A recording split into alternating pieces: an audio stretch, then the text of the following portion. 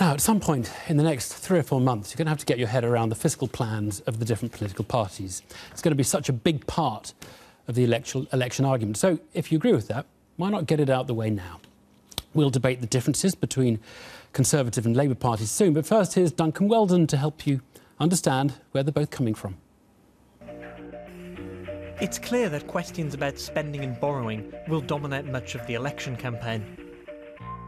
But between now and May, there'll be much distortion.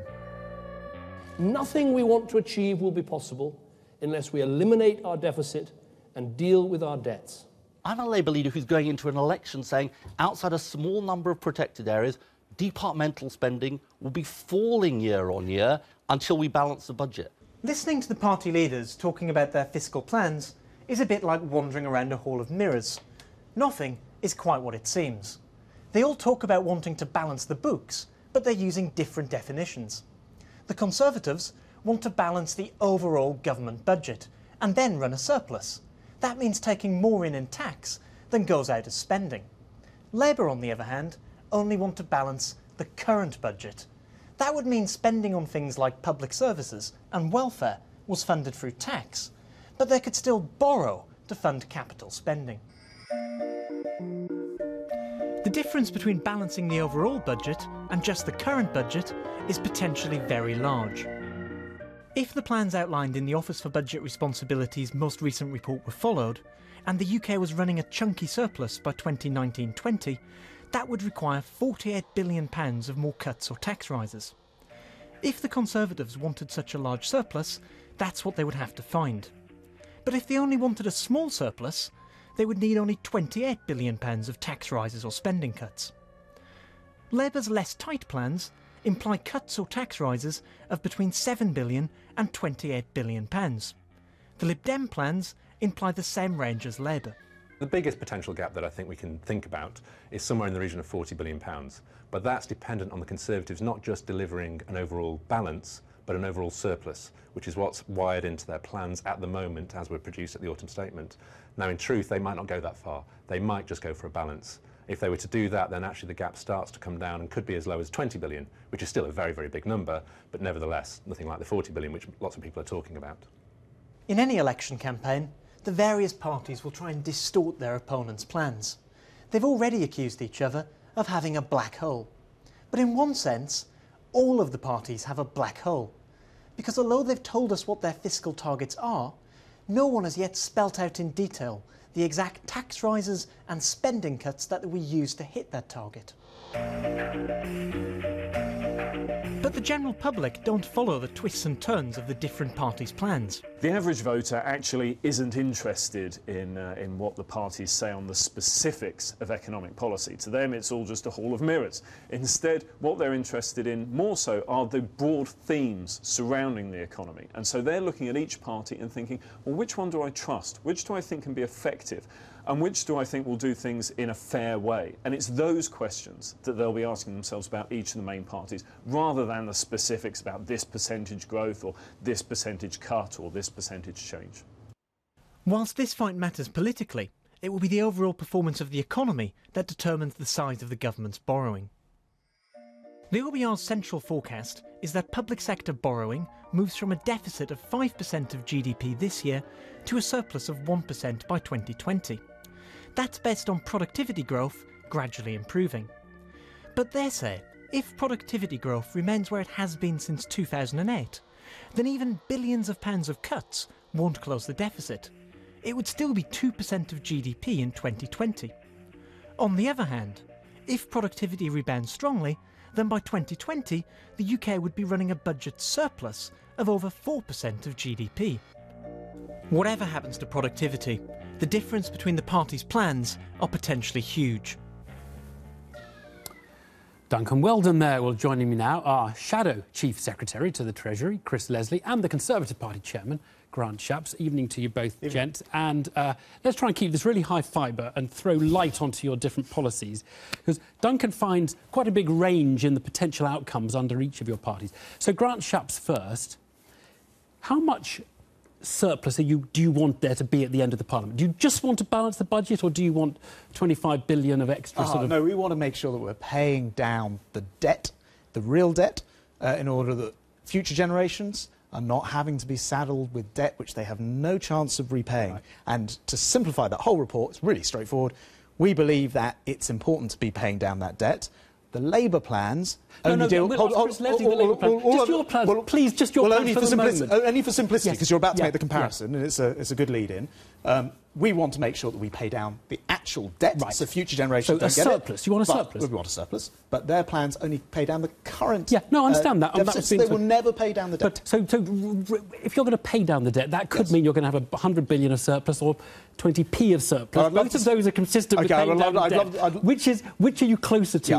Look, I'd love to see 100 billion. We don't make the forecast. The OBR, the Office of Budget Responsibility, well, they say that in our first year of surplus it will be 4 billion, the next year it will be 23 billion. So you can track that forward and try to work out what you get to. We all know that the OBR are the people who do that, not the government. Now, I'm sorry, I don't want to spend the whole time with you, but I'm slightly confused because Michael Gove was on this programme last week saying we're going to pay for tax cuts out of that 23 billion. Well, we're going to do exactly what we've done during this Parliament, which is we've both cut income tax so that you don't start paying income tax.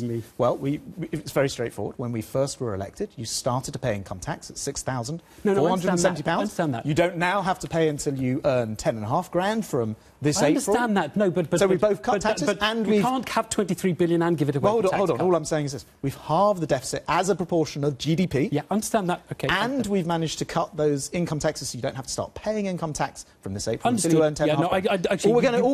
All we're saying is we're going to do the same thing again in the next You misunderstood my misunderstanding, so I don't want to take too long with you because I've got to give Chris Leslie a go to clarify his policy. When are you going to balance the current budget, which is the other measure that you're targeting? Is that in 1 or 2 years, or is that in 5 years? Well, we've said we want to bring the current budget into surplus as soon as possible in the next Parliament. And, of course, the reason we're saying as soon as possible, rather than coming up with an artificial figure, is because the health of the public finances depends very much on the health of the economy. And as we've seen, if you don't have rising living standards, decent wages, if you have your welfare bill increasing, as we've seen in recent times, then you won't ever deal with the deficit properly. So that's why we say as soon as possible. And that's as exact as you want to be. You came in carrying this thing called the Charter for Budget Responsibility. You can just hold it up so people can see it. Yeah. That was the Conservative coalition Charter for Budget Responsibility, and you're signing up to it.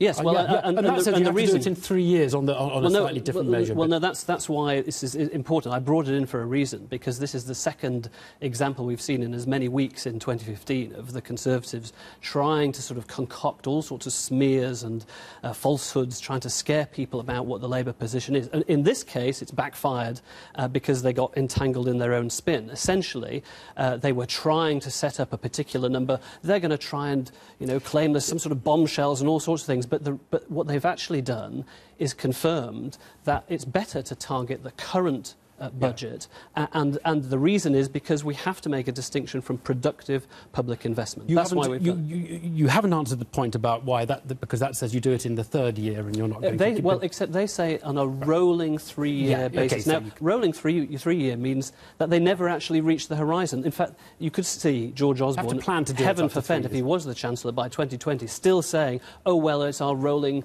forecast. So it's full of all sorts of little tricks that we expect. Let me ask you, Jen, because which is the better budget deficit to target? The current one, which you're targeting, or the moment? Because you're targeting the current one at the moment, and so it can't be that bad. No. So what we're saying is we want to not just do the current one. We want to get to the point where we actually genuinely have a surplus, not just current. Overall, that's the only way you can... Why didn't you put that in here? Let me just get the final sentence out here. If you don't target the overall deficit, then you are never, ever, ever repaying debt, which means you're leaving it to your kids. Absolutely. Okay, let's let Chris Leslie answer that. You will never ever repay debt. You're always going to leave it to our kids. Because you're assuming that the current budget surplus is very small. It is entirely possible to make progress paying off the deficit year after year. There are some tough decisions that have to be made on public spending, but it's not just about people watching this aren't what you have silly. to do. If people spend... What you have to do is other things as well. You have to have fairer choices on tax, so no more of these £3 billion giveaways to the richest 1%. But you also have to focus on living standards. Let me give you another figure. Wait a second. If you end up in the next Parliament without being able to get wages, even at the average rate historically that they have, we're not going to have that £12 billion. This is Mickey Mouse economics. Everyone knows in their home budgets that if you don't actually bring in more than you're paying out than you end up going bust. Trying to that is what you guys the do. good thing is we've got months to discuss this and to nail all these issues. Chris Leslie, Grant Shapps, thank you both. That's about it for tonight. We leave you with news that David Harsent won the T.S. Eliot Poetry Prize this evening, and that's 50 years after Eliot died.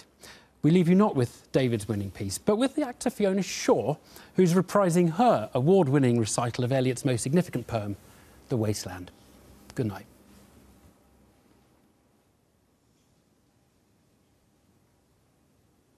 What are the roots that clutch? What branches grow out of this stony rubbish? Son of man, you cannot say or guess, for you know only a heap of broken images, where the sun beats and the dead tree gives no shelter, the cricket no relief, and the dry stone no sound of water. Only there is shadow under this red rock. Come in, under the shadow of this red rock, and I will show you something different from either your shadow at morning, striding behind you, or your shadow at evening, rising to meet you. I will show you fear in a handful of dust.